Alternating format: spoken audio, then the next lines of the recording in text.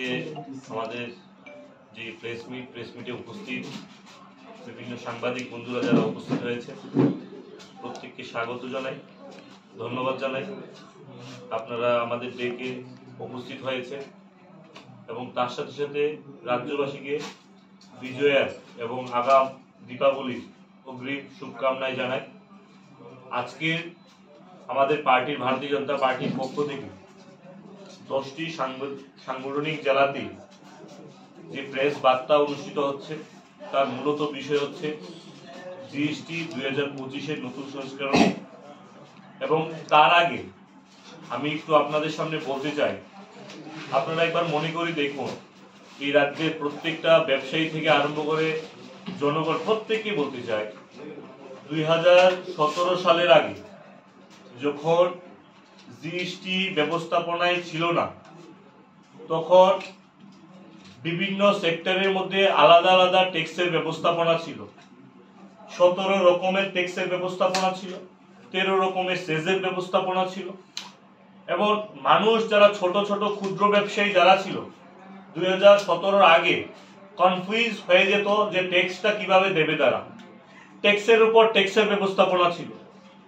তখন 2014 সালে আমাদের ভারতীয় জনতা পার্টি সরকার কেন্দ্রে বসার পর আমাদের বিশ্বের সর্বোচ্চ নেতা নরেন্দ্র মোদীজির নেতৃত্বে 2016 সালে 101 যে সংশোধিত হয়, যে জিএসটি যে প্রস্তাব আনা হয়, আইন পাস করা হয় এবং তার মাধ্যমে আনুষ্ঠানিক যে সূচনা হয় 2017 জুলাইয়ের 1 তারিখ।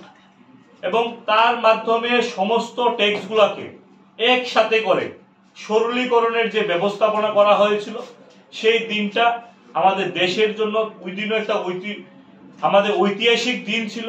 এবং বিশেষ করে ব্যবসায়ীরা অত্যন্ত খুশি হয়েছিল সেদিন, যে সমস্ত ট্যাক্সের ব্যবস্থাপনা আগে আলাদা আলাদা সেক্টর হতো, আগে ভ্যাট অফিসে যেতে হতো, সার্ভিস ট্যাক্স অফিসে যেতে হতো, আলাদা আলাদা ট্যাক্সের ব্যবস্থাপনা ছিল। সেটাকে সরলীকরণ করে 2017 সালের জুলাইয়ের 1 তারিখ যে জিএসটি যে আনা হয়, এই ভারতবর্ষের মধ্যে একটা সরলীকরণ ব্যবস্থা, ট্যাক্সের একটা জায়গায় ট্যাক্সের ব্যবস্থাপনা করা হবে, একটা পোর্টালে গিয়ে মানুষ ট্যাক্স দিতে পারবে, ব্যবসায়ীরা ট্যাক্স দিতে পারবে, সেটা সুন্দর ব্যবস্থাপনা করা হয়েছিল। তত ওই দিনও এই দেশের প্রত্যেকটা ব্যবসায়ী থেকে আরম্ভ করে প্রত্যেকটা মানুষ এই দেশের সর্বোচ্চ নেতা নরেন্দ্র মোদীজিকে অনেক অনেক ধন্যবাদ জানিয়েছিল।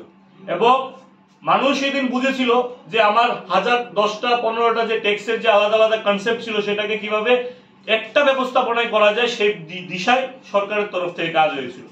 এবং আপনারা প্রত্যেকে জানেন, এই বছরের আমাদের স্বাধীনতা দিবসে আমাদের যশস্বী প্রধানমন্ত্রী যখন ভাষণ রাখছিল, তখনই উনার ভাষণে বলেছিল যে জিএসটিকে আরো নতুন করে মানুষের সাথে স্বস্তি কিভাবে আনা যায়, মানুষের ব্যবসায়ীদের, ক্ষুদ্র ব্যবসায়ীদের উৎসাহ কিভাবে বাড়ানো যায়, আরো কিভাবে সরলীকরণ করা যায়, সেই দিশায় আগে আপনারা প্রত্যেকেই জানেন জিএসটির মধ্যে 4টা স্ল্যাব ছিল।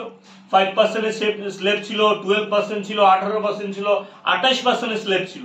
সেটাকে আরো সরলীকরণ কিভাবে করা যায়, আরো মানুষদের মধ্যে আরো কিভাবে স্বস্তির ব্যবস্থাপনা করা যায়, সেই দিশায় 2টা স্ল্যাবের মধ্যে ডিক্লেয়ার করা হলো। একটা হচ্ছে 5%, একটা হচ্ছে 18%।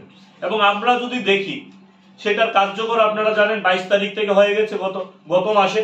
এবং সেই 22 তারিখ থেকে যদি আমরা দেখি, প্রত্যেকটা সেক্টরে, আপনারা কৃষি সেক্টরই হোক, শিক্ষা সামগ্রী সেক্টরই হোক, স্বাস্থ্যের দিক দিয়ে হোক, যুবদের নতুন করে নতুন উদ্যোগের ব্যবস্থাপনার দিক দিয়ে হোক, মানে প্রত্যেকটা মানুষকে কিভাবে রিলিফ দেওয়া যায়, এবং মধ্যবিত্ত থেকে আরম্ভ করে আমাদের যারা দৈনন্দিন যারা জীবনযাত্রায় যারা মান উন্নয়ন করে তাদেরকে কিভাবে রিলিফ দেওয়া যায়, প্রত্যেকটা সেক্টরে সেই রিলিফের জন্য আমাদের সরকারের তরফ থেকে আমাদের যে জিএসটি কাউন্সিল 56 নম্বর কাউন্সিলের মিটিং এ বসে সেই সিদ্ধান্ত নেওয়া হয়েছে।